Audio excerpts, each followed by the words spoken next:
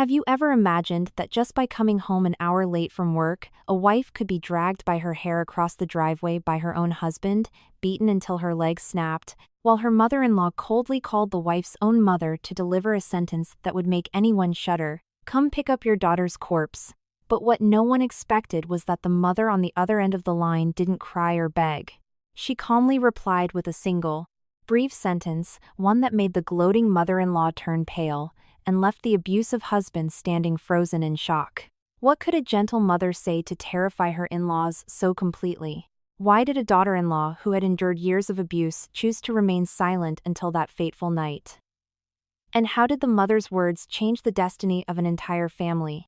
Today, we invite you to listen to a heartbreaking yet deeply profound story about endurance, a mother's love, and the price paid by those who think they are above the law, titled, "When I Came Home Late, My Husband Dragged Me by the Hair and Broke My Leg." My mother-in-law called my mom to collect my body, but my mom's reply made her turn pale. Every time I close my eyes at night, I can still clearly hear the heavy rain pounding against the aluminum siding of the house, the wind howling through the oak trees in the front yard, and the slow ticking of the wall clock striking 9:00 p.m. Just 1 hour of unexpected overtime shifted my life in a direction I will never forget for the rest of my days. My name is Nora. I am 32 years old, working as an accountant for a logistics company in an industrial park about 15 miles from my house. My husband and I had been married for over 3 years. In the eyes of our neighbors in our quiet suburban neighborhood, we were a normal family. My husband, Hunter, was an auto mechanic, and my mother-in-law ran a small attached convenience store right at the front of our property. Outsiders only saw our backyard barbecues and polite greetings, but no one knew that behind our heavy oak front door, I was living in constant fear. That afternoon, the company announced an emergency order that had to be finalized for a client. The entire accounting and shipping staff had to stay for overtime. As the clock struck 6:00 p.m., I texted Hunter, "Honey, I have to work overtime today. I probably won't be home until after 8:00. The message showed as read, but there was no reply.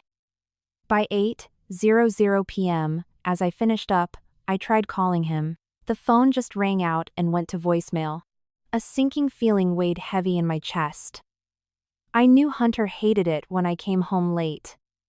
Whenever he drank, he became volatile and paranoid, always accusing me of seeing someone else.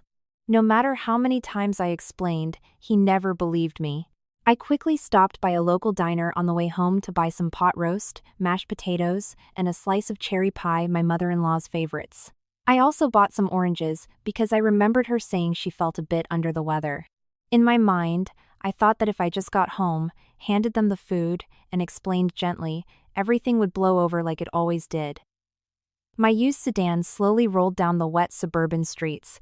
Yellow streetlights reflected off the rain-slicked asphalt. The houses on either side had their doors shut tight for the night, with only the distant barking of a dog breaking the silence. When I pulled into our driveway, my heart instinctively pounded. The living room lights were glaring, and Hunter's truck was parked by the porch. I could hear the TV blaring from inside, mixed with the clinking of beer bottles. I took a deep breath, telling myself to stay calm. Stepping through the front door, I called out softly, "Mom, I'm home. Hunter, I'm back." There was no answer. The air in the house was thick with the smell of cheap beer and cigarette smoke. Suddenly, crash. A TV remote was hurled violently at the hardwood floor, shattering right at my feet. I jumped. From the sofa, Hunter slowly stood up. His face was flushed crimson from the alcohol, his eyes bloodshot, glaring at me with pure rage. "Finally found your way home, huh?" His voice was thick and raspy. I quickly set the takeout bags on the entry table. "Let me explain. Today, the company." Before I could finish, he lunged at me. His rough hands twisted into my hair, yanking my head violently backward. Ah! A blinding pain ripped through my scalp, forcing me to my knees. I tried to grab the doorframe, but I wasn't fast enough. He dragged me across the living room floor like a lifeless rag doll. Working overtime or out screwing some guy? I wasn't. Smack! A heavy slap across my face made my ears ring, and I tasted blood on my lip. Before I could even attempt to stand, he grabbed my hair again and dragged me out the front door, onto the concrete driveway. The takeout bags I had bought tumbled out, the plastic containers burst open, spilling hot gravy and mashed potatoes into the puddles of rain. The loud commotion caused a few neighbors' porch lights to flick on and blinds to part, but no one dared to step outside. They were too used to the screaming matches coming from our house. Just then, my mother-in-law stepped out onto the porch. I looked up at her through tear-blurred eyes, hoping she would stop her son.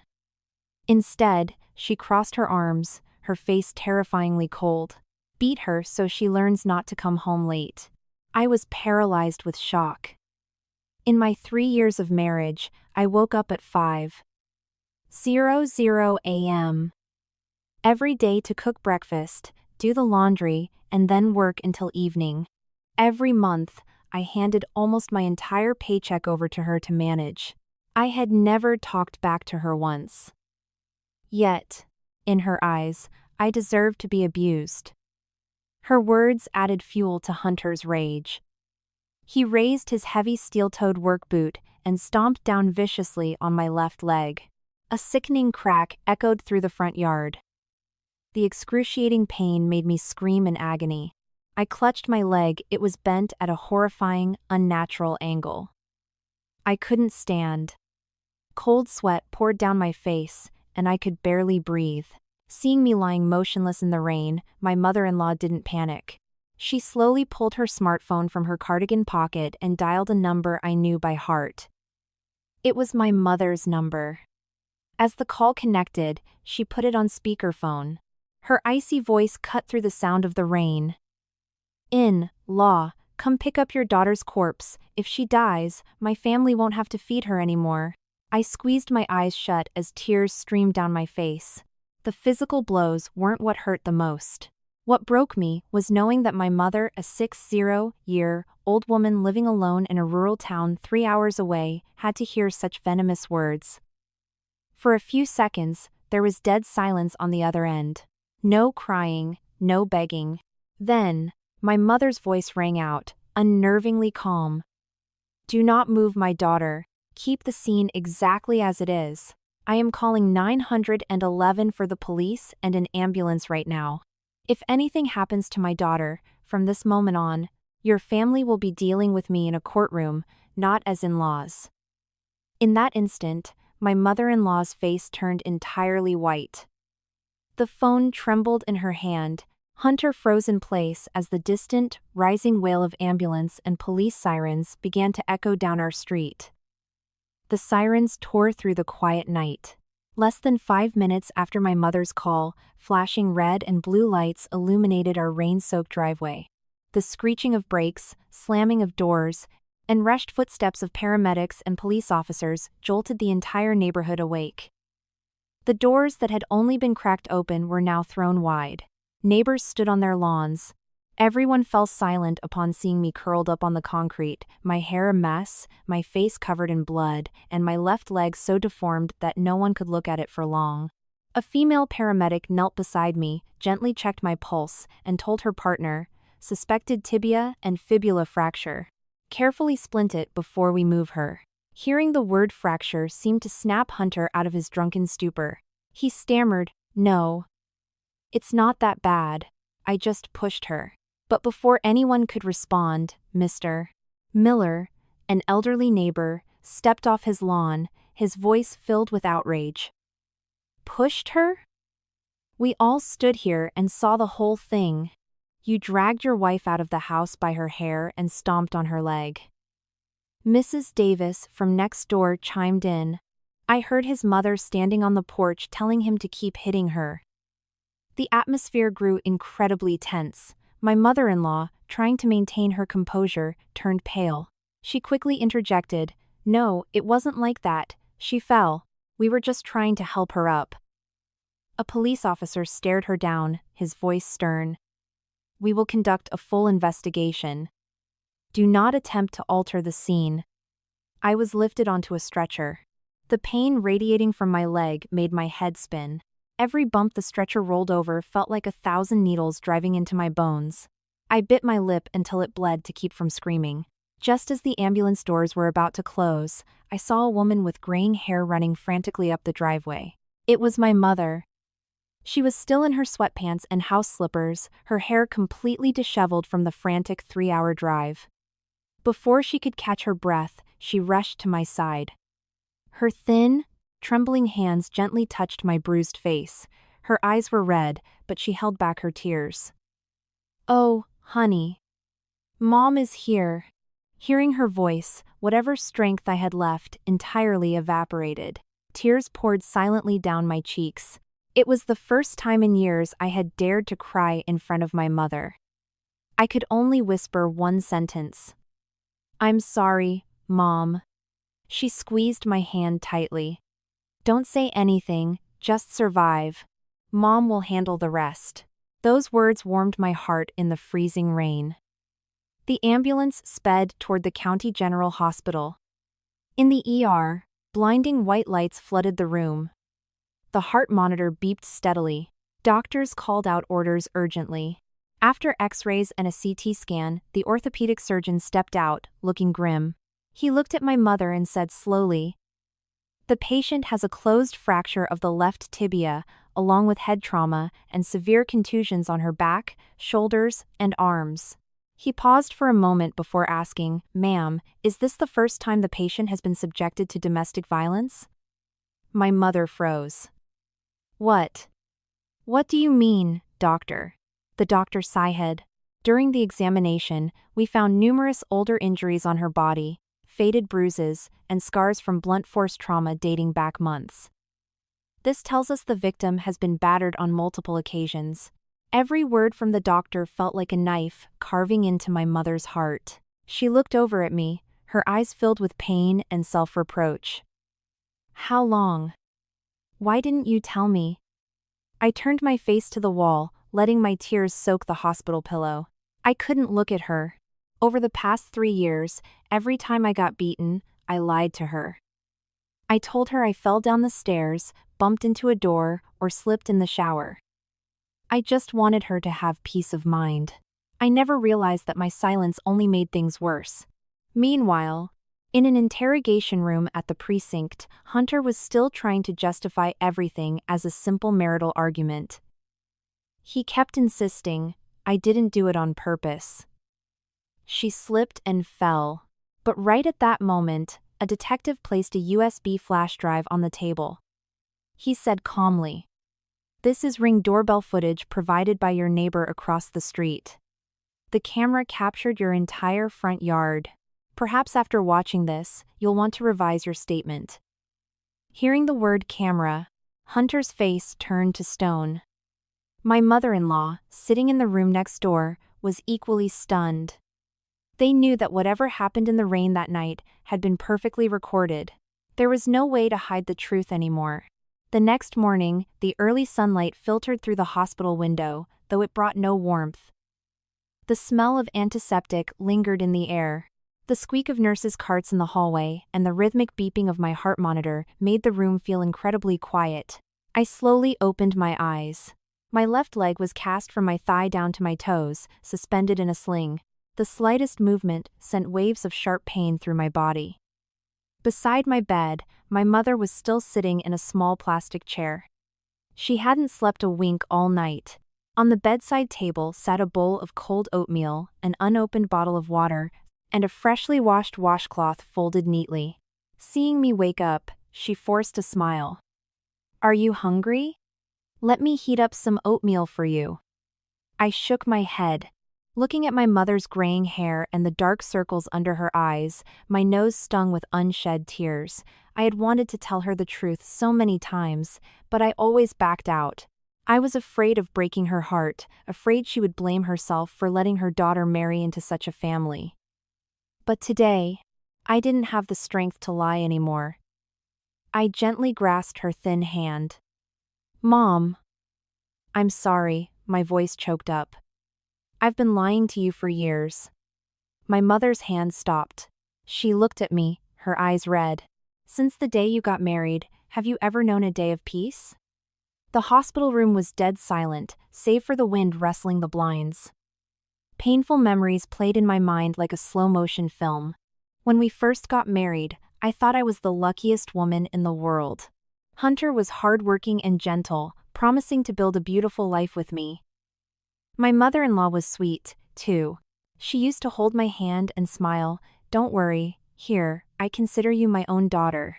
Sadly, that illusion only lasted 3 months. After the wedding, Hunter quit his job at the auto shop after fighting with his manager. He stayed home more. Friends dragged him out drinking. Beer became a staple at every meal, and every time he got drunk, he morphed into a completely different person.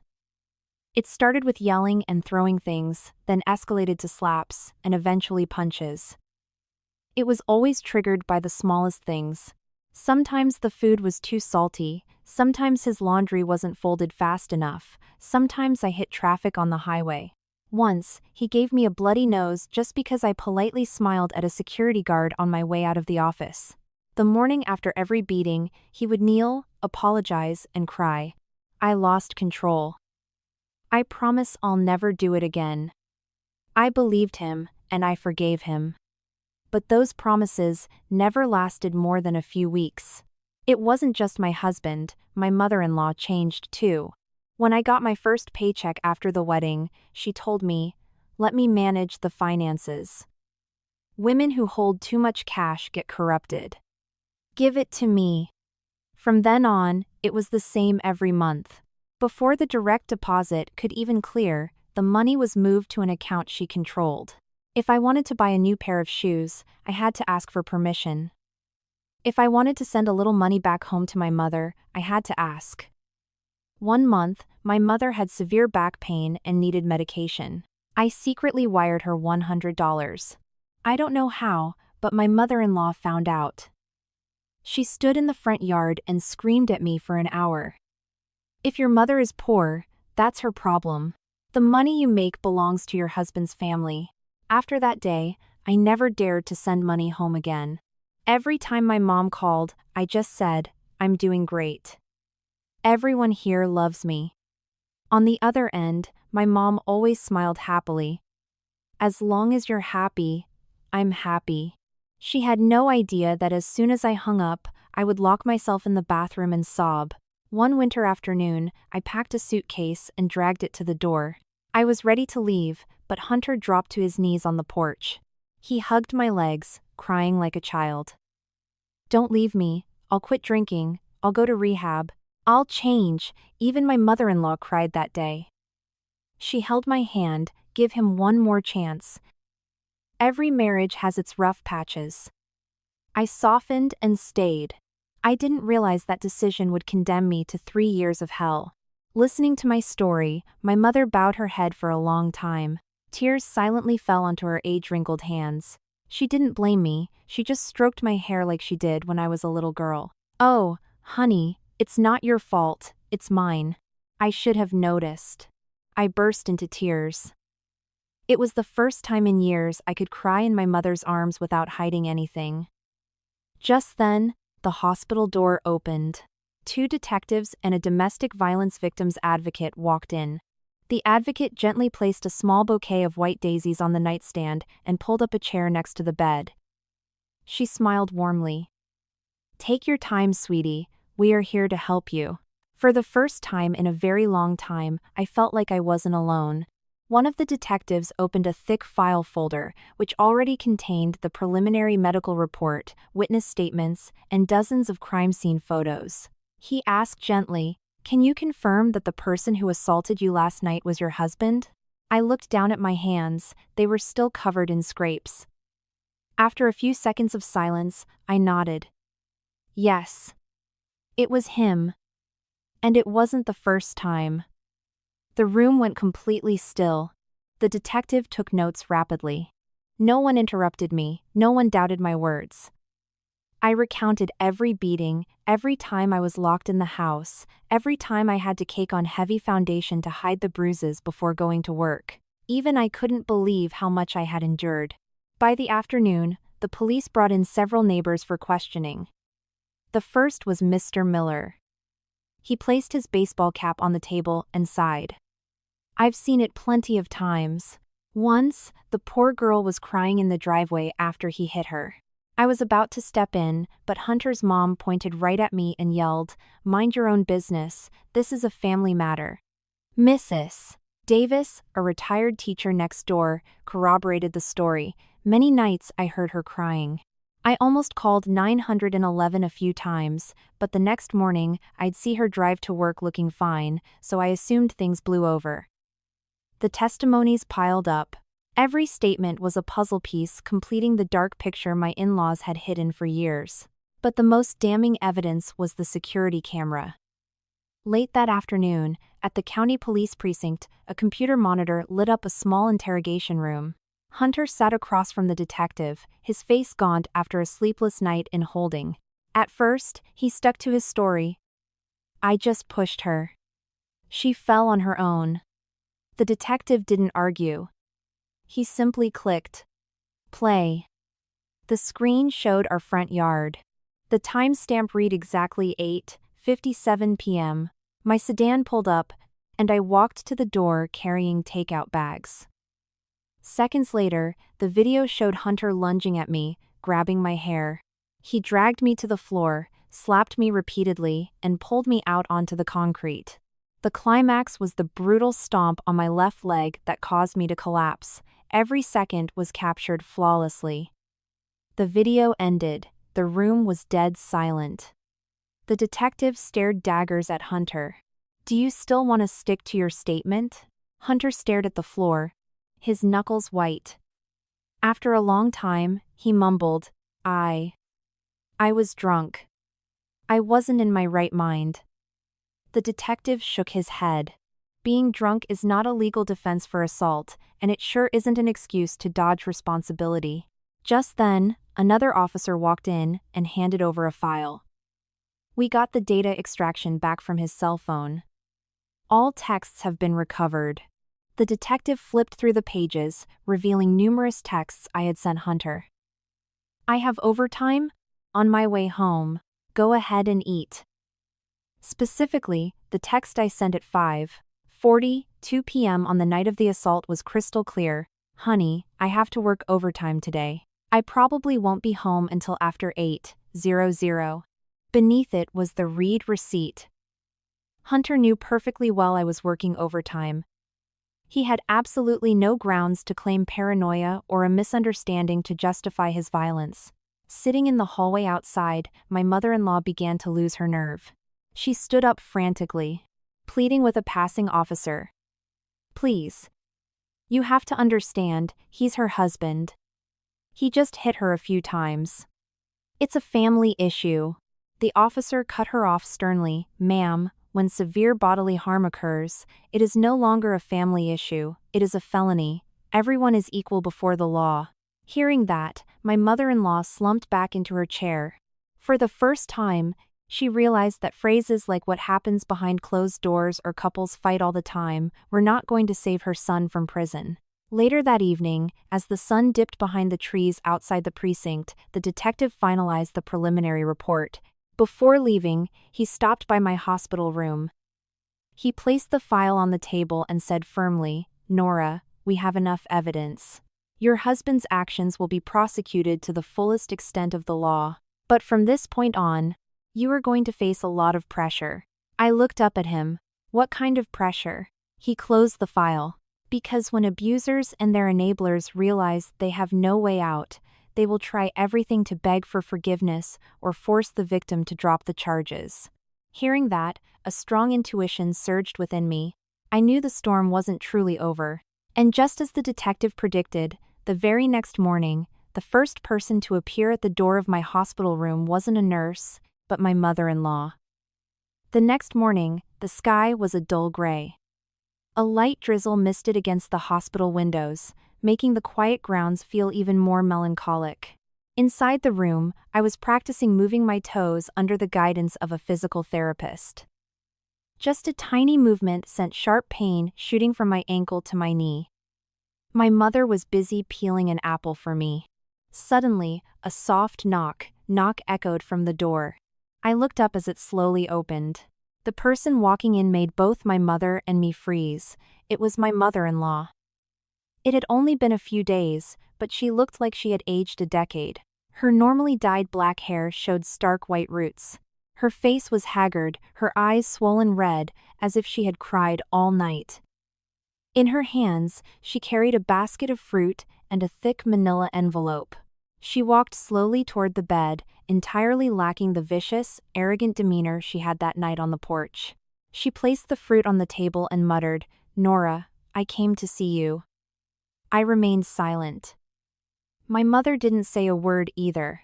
The air in the room was so heavy you could clearly hear the wall clock ticking. My mother-in-law pulled up a chair and sat down, her hands clasped tightly, trembling. After a long pause, she finally spoke. "I lost my temper the other night. Please find it in your heart to forgive me." I stared at her for a long time before asking calmly, "Do you remember what you said to my mother on the phone?" She bowed her head, speechless. I repeated it, word for word. "Come pick up your daughter's corpse, that is what you said." My voice wasn't loud, but it was enough to make her face flush crimson with shame. She stammered, I didn't think things would turn out this way." I gave a sad smile, one more sorrowful than tears. "No. You just didn't think I'd survive." The room fell dead silent again. Even my mother turned away, quietly wiping a tear. Suddenly, my mother-in-law stood up. To my shock, she slowly dropped to her knees right on the cold hospital tiles. "I'm begging you. Don't press charges. If Hunter goes to prison, our family is destroyed." Saying this, she slid the thick envelope onto my bed. I brought $10,000 in cash. "Please take it for your medical bills. Just tell the DA you want to drop the case." I stared at the envelope. $10,000. Perhaps to her, that money was enough to buy my silence, but she was dead wrong. I gently pushed the envelope back toward her. Do you know what I needed most that night? It wasn't money. It was someone to step in and stop him. If you had just grabbed his arm, I wouldn't be lying in this hospital bed right now. My words hit her like a sledgehammer. She buried her face in her hands and sobbed loudly. "I was wrong. I'm sorry. I really know I was wrong." Seeing her cry, a part of me wavered. After all, she was the woman I had called Mom for 3 years. But just as that momentary softness appeared, an old memory rushed back. It was last winter. My own mother had slipped on the ice in her driveway and broken her wrist. The doctor admitted her to the hospital. I begged my mother-in-law to let me drive back to my hometown for 2 days to care for her. She coldly replied, "Your mother has other relatives, doesn't she? Why does it have to be you?" I pleaded. She still shook her head.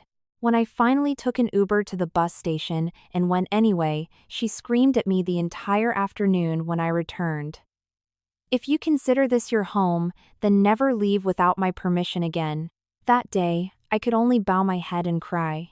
Another memory surfaced. For my mother's birthday, I bought her a nice wool sweater. My mother-in-law found it and snatched the bag. "Your mother can wear whatever she has.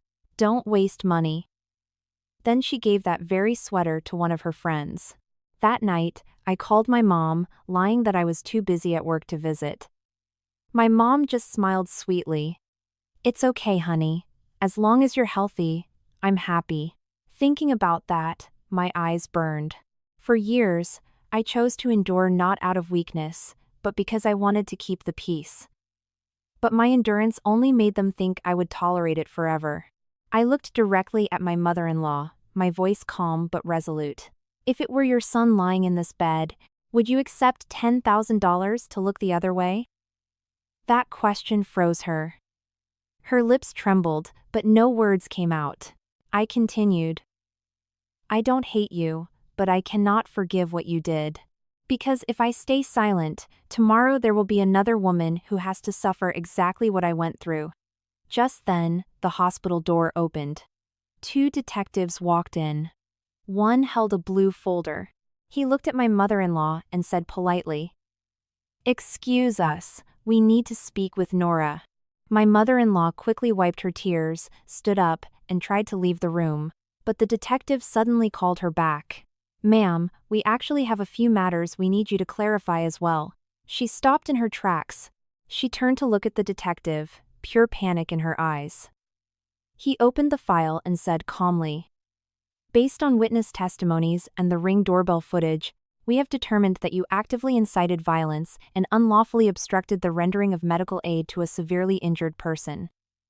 We're going to need you to come down to the station." The fruit basket sat untouched on the table. The $10,000 envelope lay forgotten. Because my mother-in-law finally understood that some mistakes cannot be fixed, no matter how much money you throw at them. And moving forward, it wouldn't just be her son facing the law, she too would have to answer for what she did on that fateful, rainy night. Almost 3 months later, the summer thunderstorms gave way to the crisp, clear blue skies of early autumn. Outside the county courthouse, the oak leaves were turning golden, falling softly onto the stone steps. That morning, I wore a simple white blouse and a light cardigan. My left leg hadn't fully healed, so I had to use a cane to walk. Every step was slow, but inside, I felt a strange, profound sense of peace. 3 months ago, I was carried into a hospital as a victim. Today, I walked into a courtroom as a woman determined to reclaim her justice. My mother walked beside me, gently supporting my arm. She didn't say much, just squeezed my hand, a silent promise that no matter what happened, she was right there with me. The courtroom wasn't huge. Morning sunlight streamed through the tall windows, casting a glow over the worn wooden pews. The atmosphere was so solemn that everyone spoke in hushed whispers. At the defense table, Hunter sat silently. In just 3 months, he had changed so much, I barely recognized him. His face was hollow, his eyes sunken. His suit was neat, but it couldn't hide his utter exhaustion. Sitting in the gallery behind him was his mother. She kept her head down, completely devoid of her former arrogance and cruelty. When the judge entered, the courtroom rose. After the procedural readings, the district attorney presented the timeline of events. The evidence was undeniable. Police reports, medical records, witness testimonies, crime scene photos, and the text messages between Hunter and me. Everything aligned perfectly. Then came the centerpiece of the trial. The bailiff played the Ring camera footage on a large monitor. The courtroom fell dead silent. On the screen, the rainy night played out in high definition. I walked up to the house with the takeout. Hunter charged out, grabbed my hair, threw me down, slapped me, and delivered the brutal stomp that broke my leg. No one in the courtroom made a sound, only the hum of the video player filled the air. Right after, the footage showed my mother-in-law standing with her arms crossed, making no effort to stop him, pointing her finger at me. Even though there was no audio, sworn witness testimonies confirmed she had yelled, "Beat her so she learns." When the video ended, a heavy weight hung over the room. Several people in the gallery shook their heads. Someone sighed audibly. Then it was my turn to speak. Leaning on my cane, I stood up, took a deep breath, looked at the judge, and slowly told my story. I didn't cry, and I wasn't vindictive. I just calmly recounted my 3 years of marriage, the beatings, the lies I told my mother, the empty apologies after every assault, and the exact words my mother-in-law said on the phone that night. When I finished, you could hear a pin drop. I looked back at my mother. She was quietly wiping away tears, her eyes full of empathy. Then it was Hunter's turn. He stood up, his voice hoarse. I know what I did was wrong. I'm so sorry to my wife. If I could go back, I would never let this happen." Suddenly, he turned to face me, his eyes bloodshot. "Nora, please, give me one more chance. I promise I'll change." The entire courtroom looked at me. If it had been 3 months ago, I might have caved. But now, I just shook my head gently. What I need isn't a promise, it's peace. For 3 years, I believed your promises so many times that it nearly cost me my life." Hunter dropped his head, unable to say another word. Next, my mother-in-law was permitted to speak. She stood up, trembling, her voice choked with sobs. I plead guilty to my part. I was too harsh. I thought husband and wife issues should be settled between them. I never thought it would get this out of hand." It was the first time I had ever seen her truly cry, but those tears came far too late. If, on that rainy night, she had just taken one step forward to pull her son away, there would be no trial today. After a brief recess, the courtroom stood as the judge prepared to read the verdict. The judge looked across the room and spoke deliberately. "In a marriage, all conflicts must be resolved with respect and dialogue. No one has the right to use violence to violate the health, life, and dignity of another human being." The court notes the defendant's remorse. However, the physical harm inflicted was severe, aggravated by multiple factors, and has left a lasting impact on the victim. The gavel slammed down with finality. The sentence was handed down. Hunter was sentenced to state prison for aggravated assault, ordered to pay full restitution for all medical bills, lost wages, and punitive damages as determined by the court. My mother-in-law received probation and a hefty fine for her involvement. Immediately following the criminal sentencing, the judge officially granted my request for a divorce. When I heard the word divorce, I instinctively closed my eyes. Not out of pain, but because the marriage that had given me so much hope, and then so much despair, was finally, officially over. Stepping out of the courthouse, the autumn sky was crystal clear. A cool breeze swept across the wide stone plaza. I slowly walked down the steps, my mother quietly beside me. Suddenly, a weak voice called out from behind. "Nora." I turned around. It was my former mother-in-law. She stood alone in the plaza, her frail shoulders trembling in the wind. Choking back tears, she said, "I know you will never come back." I looked at her for a long time, then gave a slight bow of my head as a final farewell. "I wish you peace, but from today onward, we are no longer family." With that, I turned and walked away. The sunlight bathed the path ahead. I knew that behind me lay memories that could never be changed, but ahead of me was a brand new life waiting to be lived.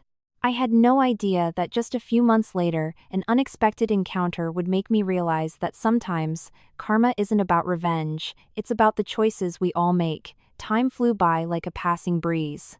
Almost a year had passed since I walked out of those courthouse doors with my divorce decree in hand. The autumn of that year was long gone, and the early days of summer had returned. The bright blue sky and golden sunlight stretched across the country road, leading into the rural town where my mother lived. The oak trees in our front yard swayed gently. The scent of blooming honeysuckle drifted on the morning breeze. It was a kind of peace I hadn't experienced in years. After my surgery and months of physical therapy, I was walking almost normally again. My left leg still ached when the weather turned cold, but every step I took was proof that I had survived the darkest period of my life. Every morning, my mom and I would open up the small general store attached to our house. We started it using the restitution money and what little savings we had. It wasn't big, just a few shelves of snacks, sodas, household goods, and fresh produce from the local farmers. But it was filled with laughter every day. Kids walking home from school would stop by for ice cream, farmers passing through would grab a cold drink. In the evenings, I did freelance bookkeeping for a few small businesses in town to bring in extra income. We weren't rich, but for the first time in years, I was completely in control of the money I earned. No one checked my bank accounts, no one demanded my paycheck, and there were no unprovoked beatings after dinner. I realized that happiness is sometimes as simple as living without fear. One weekend afternoon, as my mom and I were watering the flower beds in the front yard, Mr. Miller, my old neighbor from the suburbs, happened to be driving through town and stopped by. He sat on our porch bench, took a sip of iced tea, and said slowly, "Have you heard what happened to them?" I paused. I didn't need to ask who them meant. I shook my head gently. He sighed. "Hunter got out on parole, but nobody will hire him. Once a background check is run or people hear what he did, they turn him away. He's been rejected everywhere. As for his mother, she had to sell her convenience store to pay off the court fines and your restitution.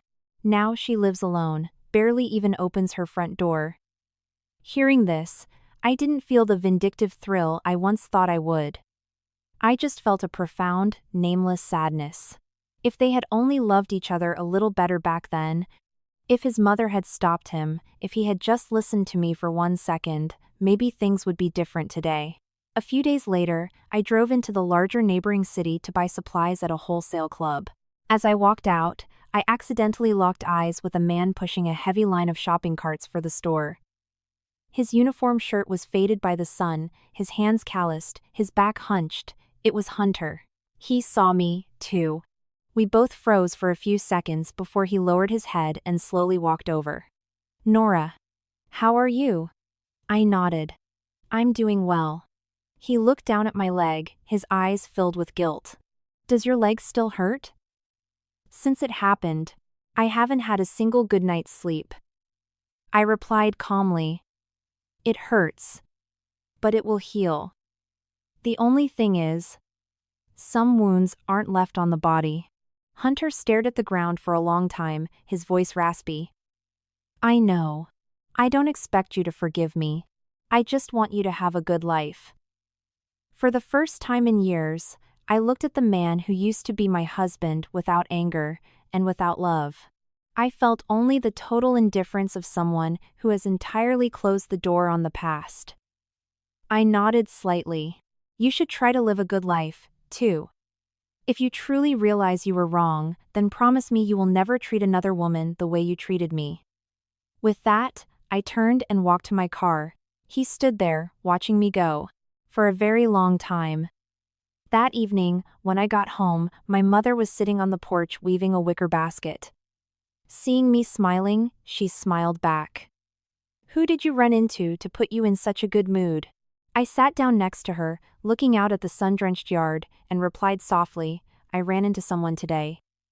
Someone who once made me think my whole life would be drowned in tears." My mom rested her hand on my shoulder. "And?" I smiled. I realized the greatest feeling in the world isn't watching someone else pay the price. It's knowing I was strong enough to walk away and move on. My mother stayed silent, just squeezing my hand. We looked out at the little garden glowing in the fading sunlight. Birds chirped in the oak tree. The wind rustled the hydrangeas. Life had finally returned to the true meaning of the word, peace. But I didn't expect that a few weeks later, someone else would knock on the door of our little house. A person bringing an old gift, a belated apology, and the final period to a story that had dragged on for years. It was a late autumn afternoon. The golden sunlight softly draped over the country roads. The harvested fields smelled of fresh hay, and a light breeze carried the scent of chrysanthemums from our front garden. It had been over a year since I escaped that marriage. Life for my mother and me was simple, yet incredibly peaceful. Open the store in the morning. Tend the garden in the afternoon. At night, we'd sit on the porch drinking tea, talking about the mundane, beautiful things in life. Maybe it took surviving a storm to realize that peace is never a luxury. I had just been searching for it in the wrong place. That afternoon, while I was organizing boxes of inventory in the store, a soft voice called out from the front gate, "Nora." I looked up. A woman with entirely white hair was standing by the wooden fence. She held a worn canvas tote bag in her hands, and she looked much frailer than before. It was my former mother-in-law. I froze for a moment. She stood there, not daring to step onto the property, her eyes filled with deep shame. I opened the gate and said softly, "Please, come in." For the first time in years, I didn't call her mom. Hearing the formal greeting, her shoulders trembled slightly. She understood. Some relationships, once shattered, can never be pieced back together. We sat across from each other at the patio table under the maple tree. My mother quietly brought out a pot of hot tea, then went back inside, leaving us alone in the quiet afternoon. For a long time, neither of us spoke. There was only the sound of dry leaves rustling in the wind. Finally, my former mother-in-law slowly opened her canvas bag. Inside was a small wooden jewelry box. She pushed it across the table toward me.